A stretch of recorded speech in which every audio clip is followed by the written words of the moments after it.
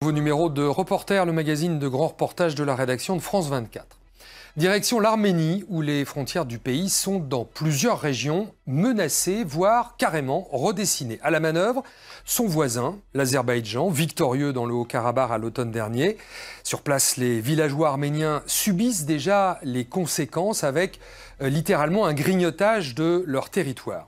Ashreen Verdian, bonjour. Bonjour. Vous revenez de cette zone où les problèmes frontaliers se multiplient, une situation qui est directement liée à la guerre éclair menée par l'Azerbaïdjan dans le Haut-Karabakh et remportée par l'Azerbaïdjan il y a tout juste un an, en 44 jours.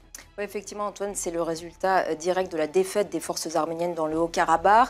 Ils y ont perdu, les Arméniens, non seulement la partie sud de ce qu'on appelle la République autoproclamée du Haut-Karabakh, mais aussi les 7 districts tout autour du Haut-Karabakh. Résultat, l'Azerbaïdjan est arrivé aux frontières de l'Arménie et sur cette frontière de l'Arménie, désormais, les soldats azerbaïdjanais font face aux Arméniens. Il y a de très nombreux incidents frontaliers sur place que subissent effectivement les villageois de ces villages frontaliers. Les soldats azerbaïdjanais ont tué de nombreux soldats arméniens, en ont enlevé d'autres, tirent parfois sur des maisons de civils, créent des incendies volontaires également sur les pâturages autour de ces villages. Donc effectivement, la vie sur place est devenue extrêmement difficile. Avec des villages parfois coupés en deux, c'est ce qu'on va découvrir dans le reportage que vous avez tourné donc en Arménie avec Abdallah Malkawi et Luc Schrago, puis on vous retrouve juste après. Shurnur, dans le Syunik, au sud de l'Arménie. À l'entrée du village, un panneau écrit en azéri souhaite la bienvenue aux visiteurs. Sur cette route, le côté gauche est contrôlé par l'Azerbaïdjan, le côté droit par l'Arménie. Au milieu, des soldats russes font office de médiateurs. Une situation qui plonge les villageois arméniens dans le désarroi. Depuis la dernière guerre du Karabakh et la prise de nombreux territoires par l'Azerbaïdjan, Bakou, arrivé aux portes de l'Arménie, remet désormais en cause ses frontières. Le maire de Shurnur explique comment son village a été coupé en deux, privant 12 familles arméniennes de leur maison.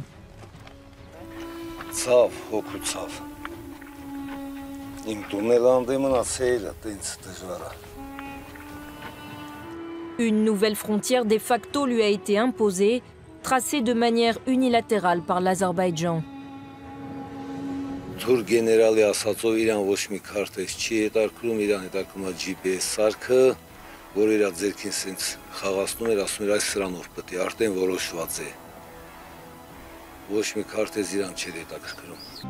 Une maison qui illustre la fragilité de la situation.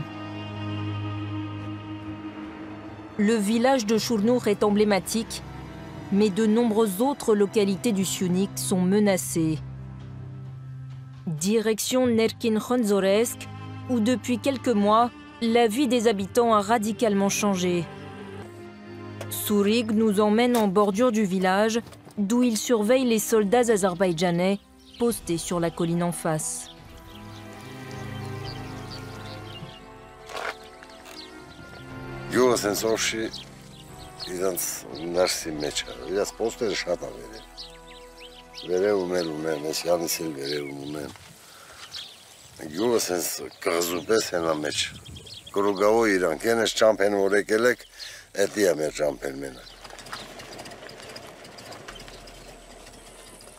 Conséquence de la présence azerbaïdjanaise, la perte de nombreuses terres cultivables, de pâturages et de têtes de bétail qui passent accidentellement côté adverse.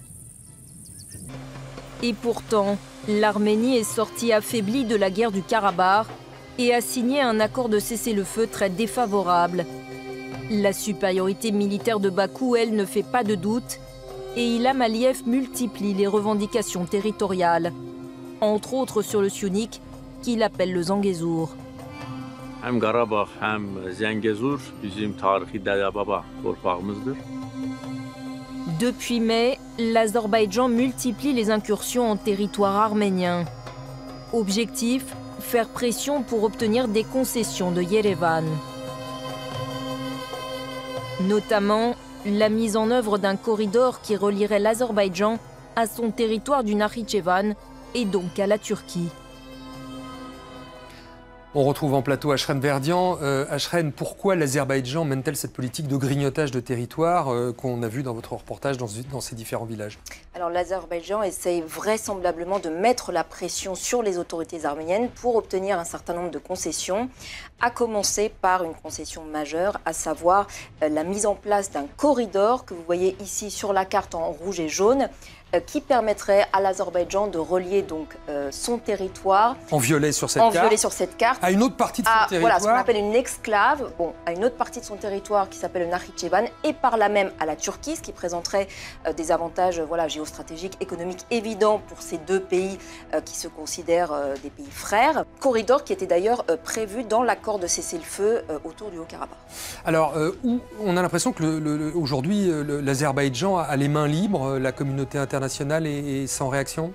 Alors initialement, il y avait eu des réactions quand même très fortes du président français Emmanuel Macron ou encore du secrétaire d'État américain Antony Blinken qui avait dit clairement à l'Azerbaïdjan de se retirer du territoire arménien. Mais depuis, plus grand-chose, voire même plus rien. De son côté, la Russie joue un jeu très trouble. La Russie entretient, on le sait, des rapports extrêmement compliqués avec le Premier ministre arménien Nikol Pachinian depuis la révolution de velours de 2018. La Russie n'était pas intervenue au Haut-Karabakh pendant la guerre. Et aujourd'hui, oui, les soldats russes sont présents notamment dans cette région arménienne du Syunik, mais ils sont plus là pour éviter, disons, toute escalade, nouvelle escalade entre l'Arménie et l'Azerbaïdjan, plus que pour protéger véritablement les frontières de l'Arménie. Et du coup, l'Azerbaïdjan en profite effectivement pour grignoter les frontières arméniennes sur plusieurs endroits, ce qui crée évidemment beaucoup d'anxiété chez la population arménienne de ces villages frontaliers. On va d'ailleurs écouter une villageoise qu'on a interrogée.